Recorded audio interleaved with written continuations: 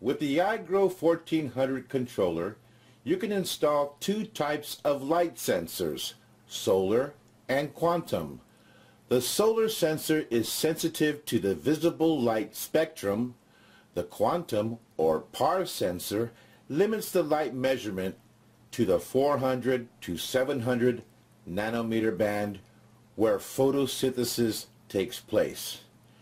To install the light sensor, you would first power down the controller.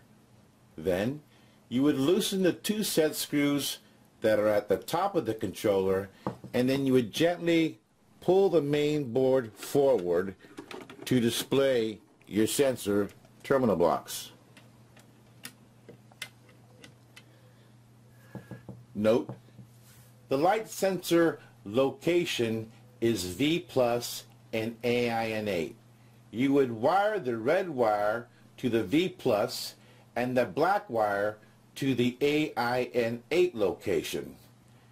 It's recommended to run all sensor wires through the far right watertight gland. This conserves the two middle glands for output wiring and the far right gland for the 12-volt power to the controller. Now that you've gone ahead and wired the controller, we want to go ahead and close the front panel assembly. And now it's time to map our sensor. To map the sensor, we are going to go ahead and do the following.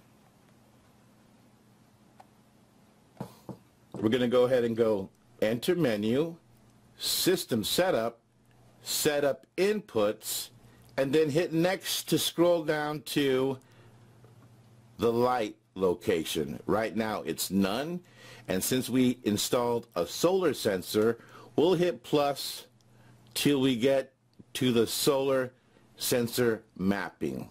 When done, hit back to save your settings. Once the sensor's mapped, you should be able to see the sensor readings and view the readings from the sensor status display. And by hitting next, you have a light location at the top which will display the light readings in watts per meter square. And right now we're going to go ahead and throw some light on the sensor to show you its reaction. And once finished, you can now utilize your light sensor for accumulated light irrigation, shading overrides, or for whatever purposes you deem necessary. And that's our light sensor installation video.